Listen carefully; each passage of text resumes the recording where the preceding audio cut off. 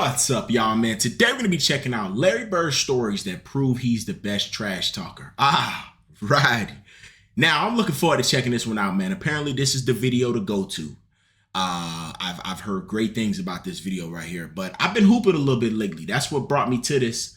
I've been hooping lately, and I remember, how amazing Larry Bird is, and I'm ready to see what stories he's got for us. I'm the buff guy, though. I'm a bad hooper. I'm the buff guy who in there fouling everybody, but because I was a football player, but you know how it is, man. But let's get into it. We don't waste no more time. Leave a like on the video if you enjoy. Let's do it, man. Talkers in basketball. And a lot of people say, really? They thought it was Reggie or Charles. Bird used to tell me, look here, man. You supposed to be a great defender, right? And I'm going to make sure I tell you where I'm going to shoot the ball at. Yeah, he said, I'm going to get it right here. I'm going to shoot it right in your face. And I'm looking at this guy like, he's nuts. I'm going to go shoot this motherfucking jumper in your face right there in that corner. And it's going to be your Christmas present. I'm going to wrap it up and bust your head open. And that's exactly what he did. If he tell you going to hit a shot in a certain place, he going to do just that, and ain't nothing you can do about it. Been a better player each step I took. I was able to do a little more than the other guys. I had a green light. I could make plays, but I always knew early on, especially when I was a junior, senior high school, that probably the outcome of the game was going to depend on me. Yeah, I interviewed Gary Payton, a venomous trash talker. And I asked him who the most vicious trash talker he's ever encountered. He said Larry Bird. Oh, no question. Bird talk shit like we talk. Let me tell y'all something. Bird used to tell me, look here, man. I'm going to go shoot this motherfucking jumper in your face right there in that corner. And it's going to be your Christmas present. I'm going to wrap it up and bust your head open. All that shit. He told me, young fella, let me tell you something.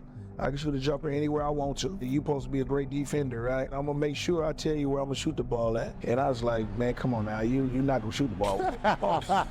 And so he said, I'm gonna take you over in that corner right there. You see it over there by my bench, right?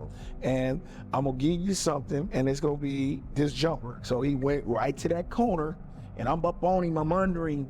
And he said, young fella, what did I tell you I was gonna do? And he turned around, raised up, was all down. Oh my God. I ain't gonna mess with you no more. He was the coolest dude I ever seen with that shit, man. Everybody be talking about these greats. They don't be always mentioning him. He was the shit.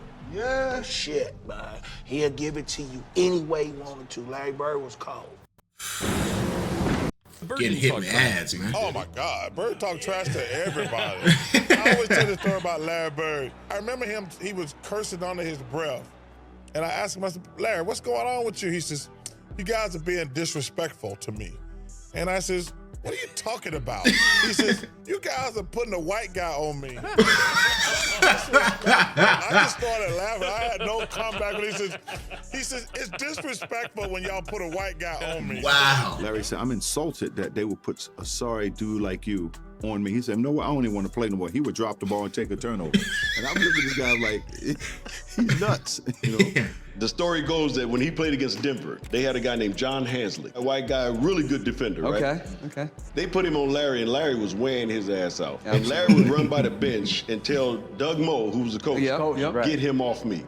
That's disrespectful. Put a black guy on me. When he played back in the day, that's all he played against was brothers. He was like, I had to torch his ass so they understand. Larry got on the roll, started shooting the ball. Every shot was going in. All right, he runs by Frank Layden, who's the funniest guy in the league. And Frank is coaching, and Larry says to him, hey, Frank, don't you have anybody on that bench that can guard me? He goes, so nobody out here can. Frank looked down at the bench and goes, no. Along with Steve Jones and Rick Barry, this is Bob Neal. Just moments before the American Airlines Sheraton long-distance shootout. The All-Star game is in Dallas, the first three-point contest, and he just starts looking at guys, doesn't say a word, and people are getting kind of nervous. Everybody's sitting there, everybody's real quiet. You knew the guys, but you never were around them.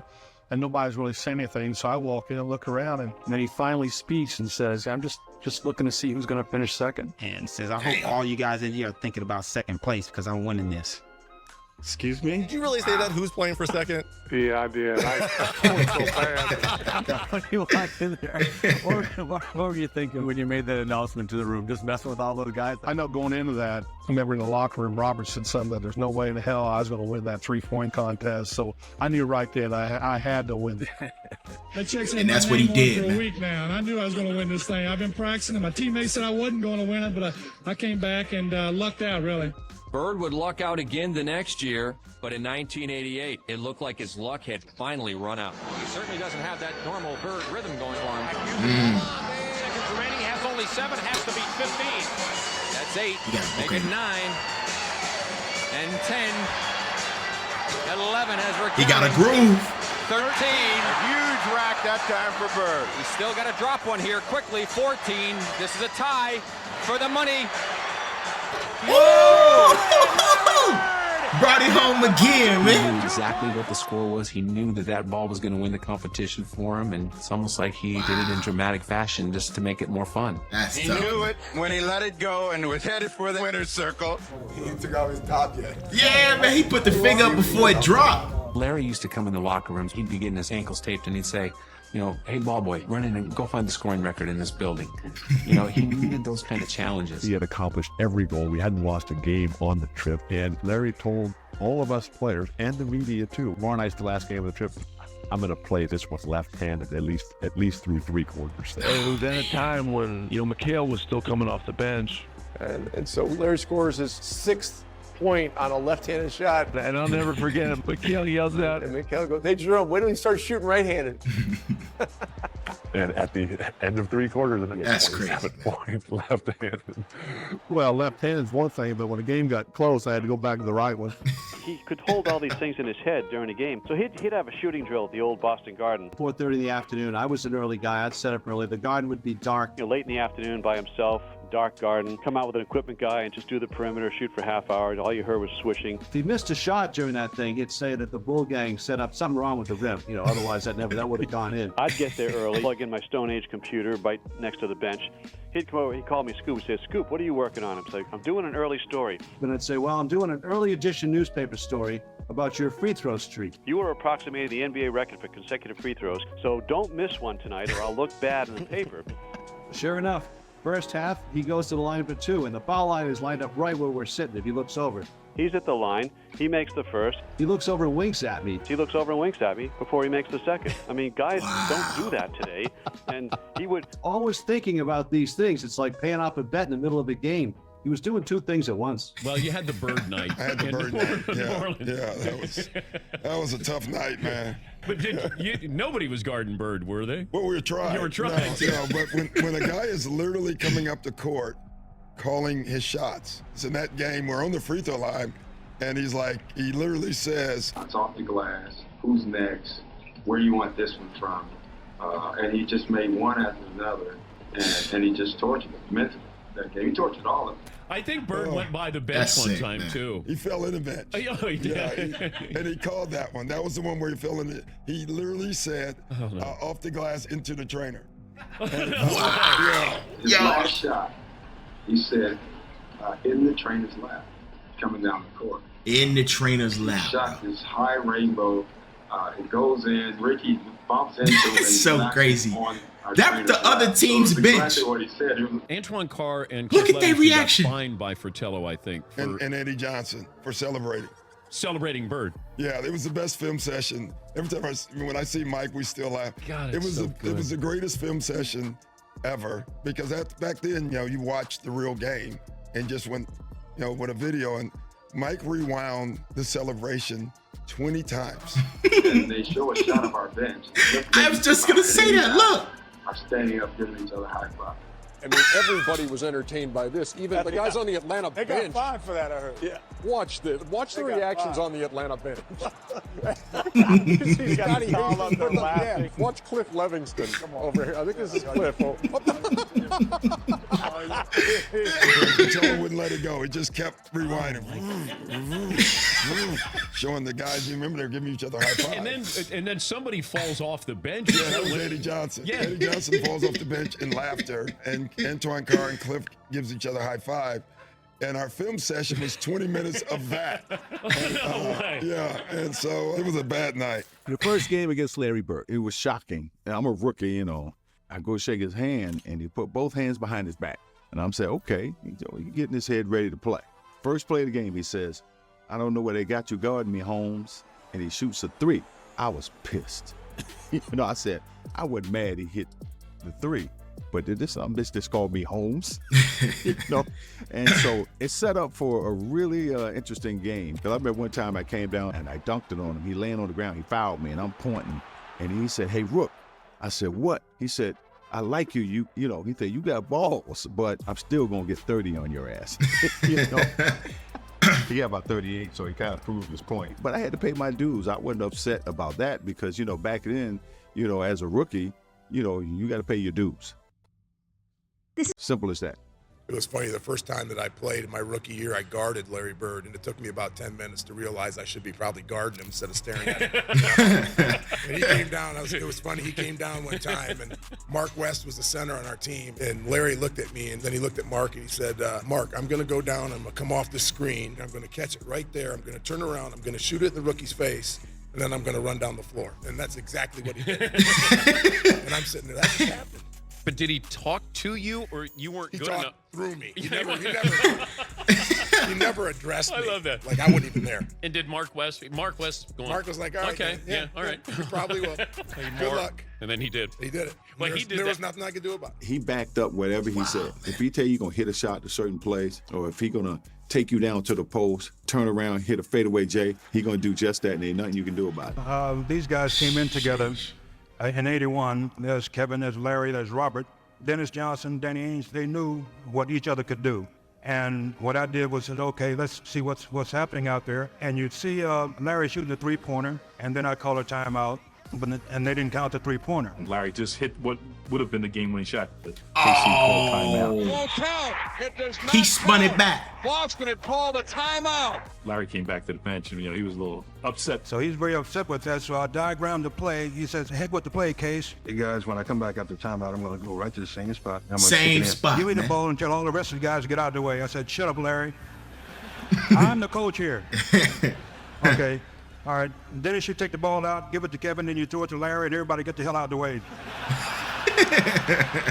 Celtics are down by 2 points, and Bird is out by the three-point line, and he's being guarded by a guy named Johnny High. He goes down before the ball is thrown in, and he's standing right in front of the Phoenix bench, and he looks at all the guys on the bench and says, yeah, I'm just fixing to bust a three on you guys and just go home. I'm tired of this. and he says, watch my hand as I follow through. And, Johnny High sort of smiles and laughs about it. And I was supposed to cut off the high post and post up for a second and then go across and set a pick. Well, I came off the pick and I was wide open and I stood there waiting for the ball. I had a smaller guy to post up and Larry just waved me out of the way saying, get out of here, get out of the way. And then he just turns around and shoots a perfect three. As the ball's That in is the a air, crazy he kinda shot, turns one-legged. towards the Phoenix bench and yells, told you so. He stops running to the locker room. As he continues on to the dressing room. Wow. Now, that's what you call arrogance.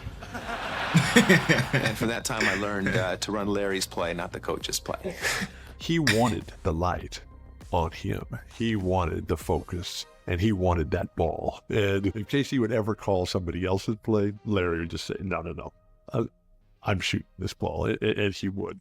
I get a charge when I tell someone on the opposing team that I'm going to hit the last second shot and then do it. That's what it's all about. That's so Tie game, tough, 13 man. seconds to play. Celtics basketball. During the timeout, I'm going through a play. And about that time, Larry steps in and says, Coach, why don't you just give me the ball and tell everybody to get out of the way? It's Larry. If he wants the ball, he wants the ball. After the timeout, we walked back on the court, and then Xavier was guarding him. So he tells Xavier, he says, I'm getting the ball. I said, I know I'm going to be waiting. And he said, I'm going to get it right here. I'm going to shoot it right in your face. 5, and Bird has the basketball. With two. Larry Bird. They even brought him. Phenomenal the way that He came out when about that exact spot and shot a shot right in my face. And, he was like, I didn't mean to leave 2 seconds on the clock. I walked back to the sideline like, damn. Larry Bird was one of the biggest trash talkers in basketball. And a lot of people say, really? They thought it was Reggie or Charles. Larry Bird talked more trash on the basketball court than anybody I've ever played against. So we playing him the last play. He says to James Worthy, he says, you guys don't have to worry about it. I'm going to go right over that corner. And I'm going to catch it, I'm going to shoot it, and I'm going to tie the game or win the game, whatever the case may be. They take the ball out, and I think it was either Danny or DJ? the late, great DJ. Yeah. You DJ coming down, right, with the ball. Oh, great, DJ, that's good.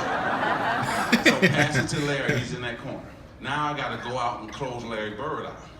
So as I'm running out to Larry Bird, he's talking trash to me. I don't know why you running out here. Who says that in the middle of the game? said, I'm gonna wait till you get one step away from me and I'm gonna shoot it right in your face. So I got one step away. He shoots it all net. 3-pointer, good. Take the ball out, That's so right to the crazy. corner, caught the shot, shot a three, game over. It's like, are you effing kidding me? And he turned to me and said, you did all that running for nothing. And he was saying in such a calm way that you didn't think it was trash talking, but it's trash talking. You're not gonna tell me you're gonna go over there and shoot the ball in my face. That's trash talking. But he would tell you before the play even started. He'd tell you where he's going, he'd tell you when he catches it, there's nothing you can do about it. And it was great trash talking because it wasn't vulgar. I mean, he wasn't pounding his chest. You can just be standing next to him. You know, I would jump out and try to block a shot on rotation, and he'd say, Scott. You jump high, but you don't jump that high. You can't get this. Scott, you're a little too late. Scott, you're not getting that. Why are you even jumping? Why are you running out of it? But don't do that. Game. He said something like, don't do that. Yeah, don't do that. Yeah, I mean, he talked the whole game, and it was, you know, after the game and after years of thinking about it, you're like, man, that dude, why he's one of the greatest players ever played. He was ridiculous. He came on here.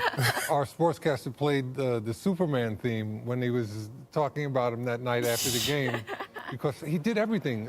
Points, rebounds, assists, just steals, you name it. Larry has such a great mind for the game. I had a lot of respect for him as a competitor. That competitive nature, the work ethic, because I asked a lot of questions. You know, playing with Byron Scott, I asked him a lot of questions. Eddie Jones, Magic, James Worthy, Kurt Rambis, all the Laker greats, I would always sit down and just ask them questions. What actually happened there? What did you feel there? Why? You know, Bird tough to defend. Why? Because you look slow as shit to me. So like, I'm missing something. Man. So like, tell me what I'm missing. You know what I mean? You know, like I was Bird saying, tough, growing up man. in Boston, people always talking about that he can't jump, he can't do this, he can't do that. And, you know, a lot of my friends was like that, you know. So, I got to the league. I called all my friends back up. I said, you know, all that trash that you were talking, you need to squash all that. This man is great. Whatever you were saying, for a man who can't jump, he's demolishing everybody. He's doing it on everybody. He's doing it on the best defensive players in the league. Yeah. I'll never forget driving, and I'm listening to a game. It's New Mexico State playing Indiana State. I don't really care about the game, but New Mexico State is right up the streets from El Paso, and I went to UTEP, and we're big rivalries. So I'm hoping that Indiana State will beat New Mexico State. And I'm listening to the radio, and I have no clue of the players on either team. All of a sudden, this name keeps coming. Bird. He goes to the right. Bird. He makes it back. Bird. I said, God, he pulling from half court. Bird. You know, here's Bird. And Bird this, and Bird, did you see the pass that Bird made? I can't see it, but I'm just trying to imagine it. When the time I got to the end, I said, damn, that brother can play. When I got the newspaper, the next morning and saw Larry's picture, I said, damn. Larry, it wasn't you know, be honest with you. The young lady that said you were her favorite player, mine too. I love you too, Magic, but not as much as I like Bird. Damn, that brother can play. Talk about great basketball players, and they don't never mention him to be up in that round. But Larry Bird was cold. I don't think nobody ever could get out with him. You ask Magic. That's why Magic had a run, and he was mad when he had to retire in '92 because of what he was going to be missing with Larry Bird. And then you remember Larry Bird took 2 more years, and then he quit because he said his main guy who he wanted to play against is gone. I'm going to tell this story. We're in LA, and I'm hurt. I got a pulled hamstring, so I'm not playing tonight. So I can't play against the Celtics. You know, I'm killing myself. You know, Larry's warming up. The anthem is sung and get introduced. And right before they go out on the court, Larry comes down. He says, you know what? Since you're here, I'm going to put a show on for you. So you just sit back and watch, okay? Don't worry. I'm going to put a show on for you. And I'm like, man, get out of my face, man. Want to hear that? You know, that's Celtics and the Lakers. And he went out. I think he scored 38 points, about 20 rebounds, about 15 assists. And every shot he would shoot, he would turn to me. Every time he hit one, he looked at me. And I said, boy. That's where the kiss came from? You know, the thing about it that I love about you is that most guys talk trash and can't back it up. But Mr. Bird, you know you can back your trash talking up. That's tough, man. And last but not least, I'm gonna say this because you told me one lie. You only told me one lie in your career. Only one. And you only lied to the fans and all the people in the world one time. Do you know what that lie was? You don't remember, do you? Larry Bird said that there would be another Larry Bird one day. And Larry, there will never, ever, ever be another Larry Bird. And so, this is mine, and I signed it to you, to the greatest basketball player ever, but more important, a friend forever. That's so tough. I love you, I respect you, and I admire you. Yeah, I get chills hearing that, man. Hearing that line, that speech right there, man. This was man, bro. This was great. The Christmas present line is crazy. Asking these guys why they walking or why you running over here to me like they don't get paid millions to do it. It's almost like it's embarrassing. Why you even coming over here? Boom! That is so tough to me, man. Yo, listen, I like the fact that he was able to tell you exactly what he was going to do. And multiple people had this story that he told you exactly what he was going to do and did it anyway. He would tell coaches, trash talk coaches, the players, the bench, the players on the bench, and this brother's good or whatever he said. That those two parts were definitely my favorite, bro. Watching imagine you on the other team. Your teammates are laughing at you while a guy's hitting shots in your face. That's crazy. I'm out of here, man. I love y'all, bro. This video was amazing. Peace out.